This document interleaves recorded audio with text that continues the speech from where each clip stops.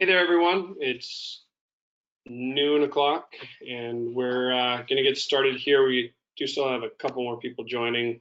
So we'll wait for another minute, but then we'll jump right in. This is a topic that many of you have been through, so it's just a refresher, but we'll try to go through questions, things like that. So while we're waiting on these other few people to join, just keep in mind that on your GoToWebinar, there is a questions section, and you guys are more than welcome to ask questions. We do have Matt Avery in the background that'll be helping answer those. And yeah, if you have anything specifically that you want to go over, we can jump out of the specific thing that we're working on and try to get to your question. So this is a bit more informal. So with that being said, we're going to jump right in into the bib management.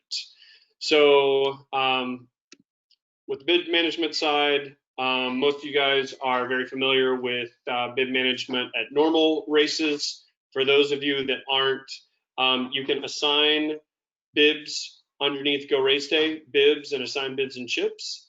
And it syncs with everything within RunSignup. I'm going to breeze through these slides so we can go into actual events. And but I do want to show you just some slides of there's a lot of confusion, it seems like, with one versus the other, and these are your options underneath your bib management. So the assigned bib numbers and assigned bib numbers at time of registration seems to be a confusing point for folks. And I just want to go over this part and make sure everyone understands. So if you're going to assign bib numbers, manually assign bib numbers, or import bib numbers, what you're doing is you're assigning bib numbers to the people that are presently registered for your event. It does not do anything forward. And for those of you doing virtual events, this is important because you're more than likely leaving registration on. So if you're wanting to, and you can still do these three things in addition to the assigned bib numbers at time of registration. This doesn't overwrite your bib numbers that you have in the system. So if you want to assign like your friend bib number 7 because it's its favorite number or something like that, you're more than welcome to. If you're wanting to, assign your middle school math teacher bib number 666 because she failed you, that's fine too. You can do that under manual, or you can go into the participants and assign their bib number there. If you're going to continue registering people though, and this goes for RaceJoy, this goes for virtual races or virtual challenges, those folks are going to need to have a bib number assigned, and in order for you not to have to stay on top of bib assignment 24/7, this is what you're going to need to use. So we're going to go through all of these just because we are doing a refresher on bib assignment. So bib numbers from a CSV is right here. For those of you that are used to pulling down registrations, assigning bib numbers in Excel, and then importing them into your scoring platform, this is what you're used to right here. So you download them, you sort them however you want them, like say if you're doing a pool swim triathlon, and then you assign the bib numbers, and then you upload it back in with just your reg ID and your bib number. And so what that looks like is you pull them down, you assign the bib numbers, and then you go in and push it back up with race ID or reg ID and bib numbers, and you click the import. So manually assigning bibs, this is, it's not used as much. It's usually used for very, very small races. We did have somebody on a call one day and they were like, yeah, I actually use this. And then we chatted more and, oh yeah, we usually have 50 people for the events that we use this for. So again, you can search for specific people, assign their bibs in, and it's not used that frequently. And then with assigned bib numbers, this is where you have different, again, just going back, this is not the auto assign at time of registration. This is the assigned bib numbers. When you go in, you have however you want to number these, you select which events, your starting number and your ending number, and this is the only place where you can overwrite the bib numbers, which is right here. And you actually have to opt into overriding that. So if you don't click this button, it will leave alone any any bib numbers that you already have assigned at this point. So you can sort by any of these things, and you click assign bib numbers, and that's how it's assigned. I'm breezing through those because most of you right now aren't using that that method of assignment. Most of you want to be using this assign bib numbers at registration time. And so here, and we've got several different options. You select the event you want to auto assign. You select your bib range, and you share bibs with any other events. And so what that means is you can have two different ranges. For this one, we've got the test 5K and the 5K relay. These are individuals. And so we would start this at 101 to 200 and 201 to 300. So basically what this is saying is, as people register for the test 5K, it's going to start at bib number 101, and it's going to count up to 200. And once we hit 200, it's going to jump up to 401 and keep going up to 999. With the 5K relay members, as they register, it's going to be, and again, this is an individual event. This is 201 to 300, so you could think about this as like a 10K, test 10K instead of the relay. It's going to start, that first person is going to be at 201. It's going to go up to 300. And then the next person is going to be lumped into the same grouping of 401, because you see how that's shared with other events. So this means that once we eclipse the number 300, and once we eclipse the number 200, this is a shared pool of 401 to 999. You don't have to set up two ranges if you don't want to, but I was just trying to show how you would pool this together.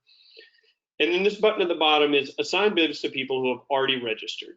So if you're doing a virtual event, a virtual challenge,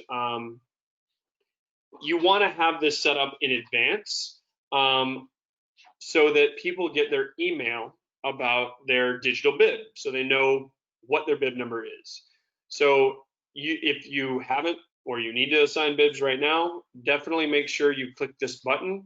If you don't click this button, then it starts from today, starts from right now. So anybody registered prior to right now will not have a bib number assigned.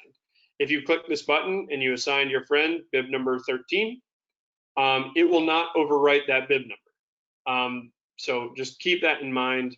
One good thing about this and using the digital bib option, for those of you that are doing fulfillment for events, it does mean that it's not as necessary for you to ship a bib number, which is an additional variable thing that you have to put into a shipment. So just keep that in mind as you're pushing things out. So the dynamic bib assignment you can use through web check-in and the check-in app. Again, I'm going to breeze through this because I want to go in to an actual event. But this is another way to assign bibs. It would be really, really weird, I think. I'm sure someone could chime in and tell me a great example of when you would dynamically assign bibs for a virtual event, but offhand, I can't think of a great reason. But anyways, if you go in, you can check people in.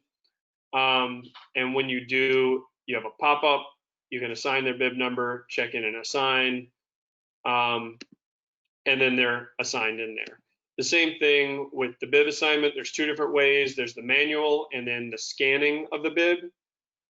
So the manual, you go in, to your actual event. You hit check-in, and we're not going to go through the check-in app today. We're just going to go through the actual Bib assignment. So if you need to set your settings however you want it, that's under your check-in app. Hit the green check-in button, and when you hit check-in, this assign bib number pops up, and you type in whatever number you want to, assign the bib number, and now that person's in there with their bib number assigned.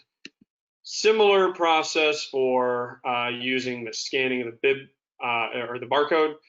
You hit check-in, and if you've got the setting on for the scanning, as soon as it scans, it will bring up the same screen with the bib number already in there. You'll hit assign, it'll be assigned in there, and then the person within the check-in app will have the bib number assigned. That syncs with RunSignup. So those are all of the slides, and the reason why I breeze through those is because I want to check in. Number one, I know I point this out every single time that I give a presentation these days, but under RunSignup, and I'll actually go to runsignup.com. So underneath learning, there is a support, and from support, you have a dynamic FAQ here. And if you just go to virtual challenge result setup, it has a great breakdown of how to get all of this set up. And what's the big red thing on step number 2? Talks about bibs. Super, super important. So here is our test bib assignment that I've used, I think, for the past 3 years. So you probably recognize the people in the race when we go to it. But what we're going to end up doing is we're going to go into race day tools, again, bibs, assign bibs and chips, and this is where we care about people. Assign bib numbers at time of registration. And so we have several different events, one of which is our virtual marathon. And we've got this set up as a starting number of 2001. We're sharing it with these other events because we don't want to duplicate these numbers. And we'll hit set up automatic bib assignment. You do get a note that says you don't have bib assignment set up for these 3 events.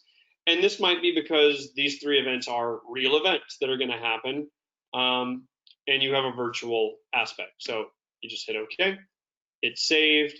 And now when we go into participants, view participants, you can see that there I am in the virtual marathon, and I have bib number 2003. So if I search for only a, if I search under here,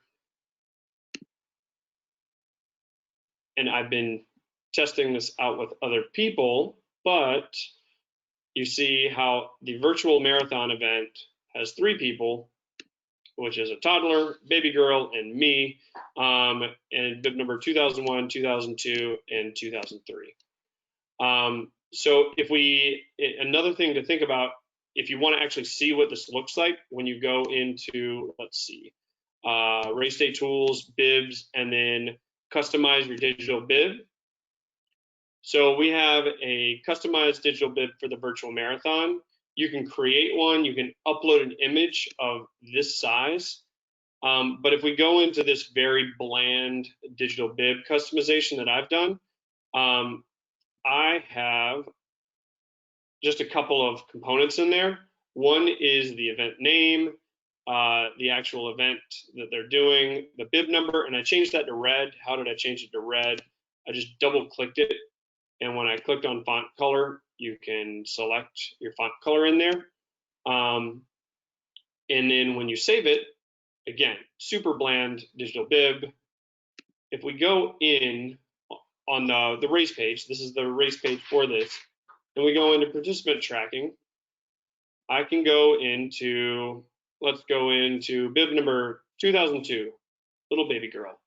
So if I click on that, it actually brings up the super bland bib number. I pulled up another event that I was working with a couple weeks ago, and they're going virtual, and they also have 2 regular events, but they made this super cool digital bib. And they uploaded this in there with the participant name. Now keep in mind, not everything pulls in and stays in these bounding boxes, so that is something to consider. But they had this super cool image and a bib number. So if you go into theirs, this is bib number 105. We'll go back to the race website and we'll go to find a participant, and these are all regular people in the event, so they don't have bib numbers assigned yet, but the virtual does. So if we go to this virtual person or this virtual person, we can click on that bib number and you can see her name pops in there and the bib number. And again, they can resize this, pull this down if they wanted to, but this little guy's right here. But they color match this to their logo. They dropped on this hypercolor pink, and it looks fantastic. Like, this is what the bib is. And so a number of people have asked, hey, can we print out bibs for our people? You absolutely can, but they can also share it to the different media. So that is the virtual race or the virtual bib setup, the digital bib setup. And all they did was they created something that was 775 by 600 pixels, dropped it in there, and you can have, if we go back into, if we go back into their event, you'll see that they have different bibs for different events. They are planning on doing a real event, and they haven't assigned bib numbers for that yet, so that's why they have this event for the 5K and the separate digital bib for the virtual event. Are there any questions thus far? All this makes sense? And I'm asking because we go through this bib assignment quite a bit, and I do want to make sure everyone understands this procedure.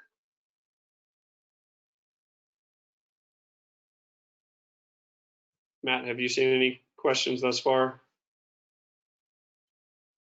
Because I'd be more than happy to do a deeper dive into any of this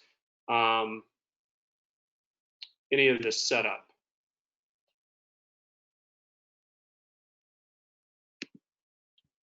Nope.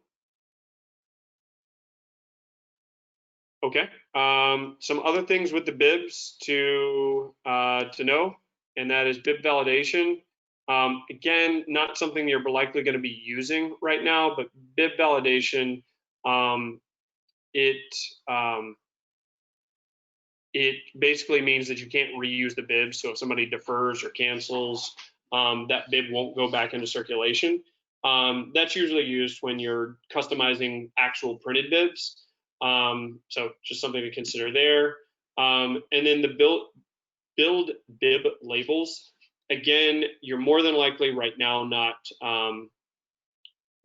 shipping out labeled bibs, but if you are, you can get to this under bibs and build bib labels, or you'll see as soon as we click on it, you'll see that this looks like the view participants screen. So this is what populates up, and every time you drop a question mark in, you get another variable field that you can use. So if I put a hyphen and a space and drop another question mark in, you'll see this just popped up.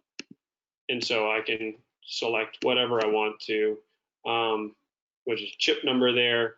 And I like to output a full column, generate the labels, and so now you can see it doesn't look like I had any chips in there, but you see that hyphen and a blank space afterwards. And you can print this out for this specific type of label. So yeah, and you can save this as a PDF. We've had a number of events that downloaded this as a PDF, mailed it or emailed it to their event, and the event, because the event desperately wanted to label things, and the event itself printed out the labels and labeled the event or labeled the bibs themselves.